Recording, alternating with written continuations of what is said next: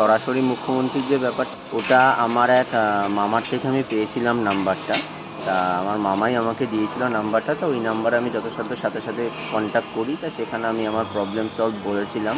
তা সেখান থেকে আমাকে বলল যে যথাসাধ্য আমরা চেষ্টা করব। তা যেদিন আমি ফোন করেছিলাম তার পরের দিনই সকালবেলাতেই আমার স্বাস্থ্যসাথী কার্ডটা অ্যাপ্লাই হয়ে যায়। তখন থেকেই স্বাস্থ্যসাথীর কার্ডে যতদিন ছিল ট্রিটমেন্ট স্বাস্থ্যসাথীর কার্ডেই হয়েছে।